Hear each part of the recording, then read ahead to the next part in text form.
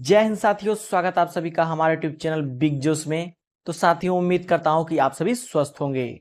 तो साथियों, आज मैं आप सभी के लिए पॉलिटी के टॉप 25 एमसीक्यू क्वेश्चंस इस वीडियो में लेकर आया हूं, जो कि सभी क्वेश्चंस सेलेक्टिव और एग्जाम ओरिएंटेड हैं। यदि आप किसी भी एग्जाम की तैयारी कर रहे हैं तो ये वीडियो आप सभी के लिए बहुत ही हेल्पफुल होने वाली है। तो इस वीडियो को पूरा देखिएगा, क्योंकि इस वीडियो में से बहुत सारे क्वेश्चंस आपको एग्जाम में देखने को मिल जाएंगे। तो अगर वीडियो पसंद आए तो लाइक जरूर कीजिएगा, और चैनल को अभी तक सब्सक्राइब नहीं किया तो चैनल को सब्सक्राइब जरूर कर लीजिएगा। तो आइए देखते हैं। जैसे हमारा पहला क्वेश्चन है, संविधान सभा का पहला सत्र हुआ था। आपको बताना कि संविधान सभा का पहला सत्र कब हुआ था। देखिए, इंपॉर्टेंट क्वेश्चन है, यूपीपीसीएस 2009 में पूछा हुआ क्वेश्चन है। ऑप्शन ए है 16 अगस्त 1947 को, 26 जनवरी 1948 को, 9 दिसंबर 1946 को, 26 नवंबर 1946 को। तो इसमें हमारा राइट आंसर ऑप्शन सी हो जाएगा। 9 दिसंबर 1946 को जो है कि संविधान सभा का पहला सत्र हुआ था। नेक्स्ट क्वेश्चन है, संविधान सभा के अस्थायी अध्यक्ष कौन थे। देखिए, ऐसे क्वेश्चन में आपको ध्यान देना होगा कि अस्थायी पूछ रहा है या फिर अस्थायी पूछ रहा है। इंपॉर्टेंट क्वेश्चन है। ऑप्शन ए है B R Ambedkar, doctor Rajendra Prasad, Sachchidananda Sinha, K M Munshi. तो इसमें हमारा राइट आंसर ऑप्शन सी हो जाएगा। सच्चिदानंद सिन्हा जो है कि संविधान सभा के अस्थायी अध्यक्ष थे। बढ़ते अपने नेक्स्ट क्वेश्चन की तरफ। संविधान सभा के अस्थायी अध्यक्ष कौन थे। देखिए, उसने पूछा है कि संविधान सभा के अस्थायी अध्यक्ष, और इसमें क्या पूछ दिया, संविधान सभा के अस्थायी अध्यक्ष कौन थे। देखिए, इंपॉर्टेंट क्वेश्चन है। ऑप्शन ए है B N Rau, B R Ambedkar, doctor Rajendra Prasad, Sachchidananda Sinha. तो इससे हमारा राइट आंसर ऑप्शन सी हो जाएगा। डॉक्टर राजेंद्र प्रसाद जो है कि संविधान सभा के अस्थायी अध्यक्ष थे। इंपॉर्टेंट क्वेश्चन है। नेक्स्ट क्वेश्चन है, देखते हैं। 11 दिसंबर 1946 को किसे संविधान सभा का अस्थायी अध्यक्ष चुना गया। इंपॉर्टेंट क्वेश्चन है, पूछ रहा कि 11 दिसंबर 1946 को किसे संविधान सभा का अस्थायी अध्यक्ष चुना गया था। ऑप्शन ए है Jawaharlal Nehru, doctor Rajendra Prasad, B R Ambedkar, K M Munshi. तो इससे हमारा राइट आंसर ऑप्शन बी हो जाएगा। 11 दिसंबर सन 1946 को जो है कि डॉक्टर राजेंद्र प्रसाद को संविधान सभा का अस्थायी अध्यक्ष के रूप में चुना गया था। इंपॉर्टेंट क्वेश्चन है और सेलेक्टिव क्वेश्चन है। नेक्स्ट क्वेश्चन है, संविधान सभा के संवैधानिक सलाहकार कौन थे। इंपॉर्टेंट क्वेश्चन है, एसएससी 2016 में पूछा हुआ क्वेश्चन है। ऑप्शन ए है शरद चंद्र बोस, के एम मुंशी, रफी अहमद किदवी, वेनेगल नरसिंह राव, जिन्हें हम शॉर्ट फॉर्म में बीएन राव भी बोलते हैं। बीएन राव। तो इसमें हमारा राइट आंसर ऑप्शन डी हो जाएगा, वेनेगल नरसिंह राव। संविधान सभा के संवैधानिक सलाहकार जो है कि बीएन राव थे। इंपॉर्टेंट क्वेश्चन है जो हर बार एग्जाम में पूछे जाते हैं। बढ़ते अपने नेक्स्ट क्वेश्चन की तरफ। संविधान के विभिन्न पहलुओं के अध्ययन हेतु संविधान सभा ने कितनी समितियां नियुक्त की थी। आपको बताना है कि संविधान के विभिन्न पहलुओं के अध्ययन हेतु संविधान सभा ने कितनी समितियां नियुक्त की थी। ऑप्शन ए है 9, 12, 13, 16। तो इसमें हमारा राइट आंसर ऑप्शन सी हो जाएगा, 13। संविधान सभा के विभिन्न पहलुओं के अध्ययन हेतु संविधान सभा ने 13 समितियां नियुक्त की थी। नेक्स्ट क्वेश्चन है, संविधान सभा के प्रारूप, जिसे मसवीदा भी कहते हैं, समिति की नियुक्ति कब की गई। संविधान सभा के प्रारूप समिति की नियुक्ति कब की गई। ऑप्शन ए है 29 अप्रैल 1947, 11 जून 1947, 29 अगस्त 1947, 16 दिसंबर सन 1947। तो इसमें हमारा राइट आंसर ऑप्शन सी हो जाएगा। 29 अगस्त 1947 को जो है कि संविधान सभा का प्रारूप समिति को नियुक्त की गई। नेक्स्ट क्वेश्चन है, भारतीय संविधान सभा का प्रारूप, जिसे मसवीदा भी कहते हैं, पीछे भी आपको बताए हैं, समिति के अध्यक्ष थे। आपको बताना कि भारतीय संविधान सभा के प्रारूप समिति के अध्यक्ष कौन थे। डॉक्टर राजेंद्र प्रसाद, जवाहरलाल नेहरू, डॉक्टर भीमराव अंबेडकर, पुरुषोत्तम दास टंडन। तो इसमें हमारा राइट आंसर ऑप्शन सी हो जाएगा। डॉक्टर भीमराव अंबेडकर जो है कि भारतीय संविधान सभा के प्रारूप समिति के अध्यक्ष थे। देखिए कितना इंपॉर्टेंट क्वेश्चन है, जो कि यूपीपीसीएस 1995, एसएससी 1999, 2011 और टीजीटी में भी पूछा हुआ क्वेश्चन है। ये क्वेश्चन काफी मोस्ट इंपॉर्टेंट क्वेश्चन बन जाता है। नेक्स्ट क्वेश्चन है, संविधान सभा के प्रारूप समिति के सदस्यों की संख्या कितनी थी? संविधान सभा की जो प्रारूप समिति थी उसमें सदस्यों की संख्या कितनी थी? 5, 7, 9, 11। तो इसमें राइट आंसर ऑप्शन बी हो जाएगा, 7। संविधान सभा के प्रारूप समिति के सदस्यों की संख्या जो है कि 7 थी। नेक्स्ट क्वेश्चन है, निम्नलिखित में से कौन सा भारतीय संविधान की प्रारूपण समिति के सदस्य नहीं थे? इंपॉर्टेंट क्वेश्चन है, जो कि एसएससी 2015 में पूछा हुआ क्वेश्चन है। ऑप्शन ए है गोपालाचारी अयंगर, अलादि कृष्ण स्वामी, भीमराव अंबेडकर, डॉक्टर राजेंद्र प्रसाद। तो इसमें राइट आंसर ऑप्शन डी हो जाएगा।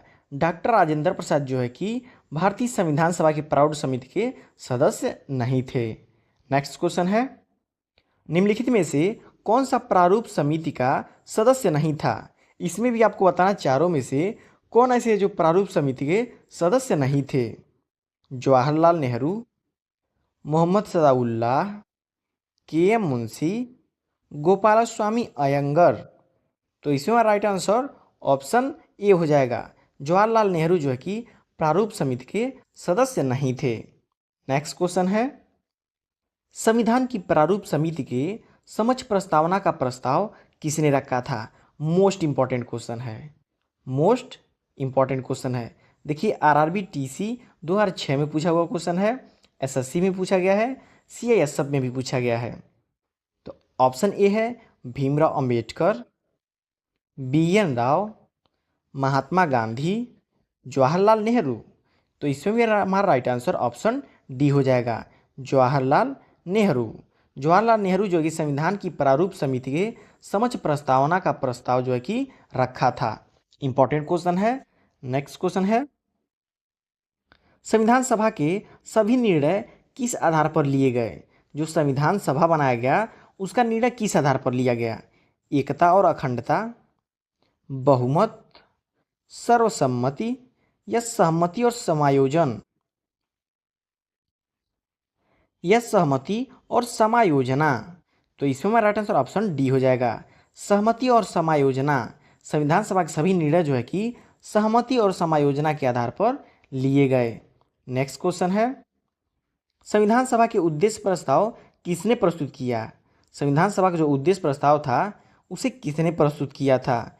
ऑप्शन ए है सच्चिदानंद सिन्हा, डॉक्टर भीमराव अंबेडकर, जवाहरलाल नेहरू, आचार्य जे.बी. कृपलानी। तो इसमें राइट आंसर ऑप्शन सी हो जाएगा। जवाहरलाल नेहरू ने जो है कि संविधान सभा का उद्देश्य प्रस्ताव जो है कि प्रस्तुत किया था। नेक्स्ट क्वेश्चन है, भारतीय संविधान सभा का संघीय शक्ति समिति के अध्यक्ष कौन थे? जो ऑप्शन ए है सरदार पटेल, डॉक्टर भीमराव अंबेडकर, अल्लादी कृष्ण स्वामी अय्यर, पंडित जवाहरलाल नेहरू। तो इसमें हमारा राइट आंसर ऑप्शन डी हो जाएगा, पंडित जवाहरलाल नेहरू। भारतीय संविधान सभा के संघीय शक्ति समिति के अध्यक्ष जो है कि पंडित जवाहरलाल नेहरू थे। नेक्स्ट क्वेश्चन है, भारतीय संविधान को अपनाया गया बीपीएससी 1994 में पूछा हुआ क्वेश्चन है। संविधान सभा द्वारा, गवर्नर जनरल द्वारा, ब्रिटिश संसद द्वारा या फिर भारतीय संसद द्वारा? तो भारतीय संविधान सभा को जो है कि संविधान सभा द्वारा अपनाया गया। इंपॉर्टेंट क्वेश्चन है।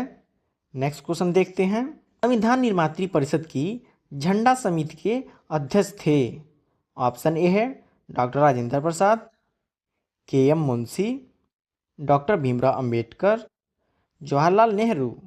तो इसमें राइट आंसर ऑप्शन ए हो जाएगा, डॉक्टर राजेंद्र प्रसाद। संविधान निर्मात्री परिषद की झंडा समिति के अध्यक्ष जो है कि डॉक्टर राजेंद्र प्रसाद थे। नेक्स्ट क्वेश्चन है, राष्ट्रीय झंडे की अभिकल्पना को भारत की संविधान सभा में ग्रहण किया गया राष्ट्रीय झंडे की अभिकल्पना को जो है कि भारत की संविधान सभा में ग्रहण किया गया, कब किया गया? ऑप्शन ए है जुलाई 1948 में, जुलाई 1950 में, जुलाई 1947 में, अगस्त 1947 में। तो इसमें हमारा राइट आंसर ऑप्शन सी हो जाएगा। जुलाई 1947 में जो है कि राष्ट्रीय झंडे की अभिकल्पना को भारत की संविधान सभा में ग्रहण किया गया। नेक्स्ट क्वेश्चन है, भारत की संविधान सभा ने किस तिथि को राष्ट्रीय ध्वज को अपनाया? देखिए मोस्ट इंपॉर्टेंट क्वेश्चन ये भी है कि भारतीय संविधान सभा ने किस तिथि को राष्ट्रीय ध्वज को अपनाया था? 22 जनवरी 1950, 24 जनवरी 1950, 22 जुलाई 1947, 26 जनवरी 1950। तो इसमें हमारा राइट आंसर ऑप्शन सी हो जाएगा। 22 जुलाई 1947 को भारतीय संविधान सभा ने राष्ट्रीय ध्वज को अपनाया था। नेक्स्ट क्वेश्चन है, संविधान सभा ने संविधान को अंतिम रूप से किस दिन पारित किया? ऑप्शन ए है 15 अगस्त 1947, 15 दिसंबर 1948, 26 नवंबर 1949 या फिर 26 जनवरी 1950। तो इसमें हमारा राइट आंसर ऑप्शन सी हो जाएगा। 26 नवंबर 1949 को संविधान सभा ने संविधान को अंतिम रूप से पारित किया। नेक्स्ट क्वेश्चन है, संविधान सभा अंतिम रूप से किस दिन आखिरी बार मिली? इंपॉर्टेंट क्वेश्चन है। ऑप्शन ए है 26 नवंबर 1949, 5 दिसंबर 1949, 24 जनवरी 1950, 25 जनवरी 1950। तो इसमें हमारा राइट आंसर ऑप्शन सी हो जाएगा। 24 जनवरी सन 1950 को जो कि संविधान सभा के अंतिम रूप से आखिरी बार मिली। इंपॉर्टेंट क्वेश्चन है, संविधान सभा के कितने उपस्थित सदस्यों ने संविधान पर हस्ताक्षर किए? ये काफ़ी इंपॉर्टेंट क्वेश्चन बन जाता है कि संविधान सभा के कितने उपस्थित सदस्यों ने संविधान पर हस्ताक्षर किया। ऑप्शन ए है 262, 284, 287, 289। तो इसमें हमारा राइट आंसर ऑप्शन बी हो जाएगा कि संविधान सभा के 284 उपस्थित सदस्यों ने संविधान पर हस्ताक्षर किए थे। साथियों आप देख रहे हैं कि सभी क्वेश्चन जो है कि एग्जाम ओरिएंटेड है, काफ़ी मोस्ट इंपॉर्टेंट क्वेश्चन है, तो सभी क्वेश्चन को अच्छे से लर्न कर लीजिएगा। हमारा नेक्स्ट क्वेश्चन है, संविधान सभा द्वारा अंतिम रूप से पारित संविधान में कुल कितने अनुच्छेद और अनुसूचियां थीं? आपको बताना है कि जब संविधान सभा द्वारा अंतिम रूप से संविधान को पारित किया गया तो उसमें कितने अनुच्छेद और कितनी अनुसूचियां थीं? ऑप्शन ए है 375 अनुच्छेद, 7 अनुसूचियाँ, 387 अनुच्छेद, 7 अनुसूचियाँ, 395 अनुच्छेद, 8 अनुसूचियाँ, 395 अनुच्छेद, 10 अनुसूचियाँ। तो इसमें हमारा राइट आंसर ऑप्शन सी हो जाएगा।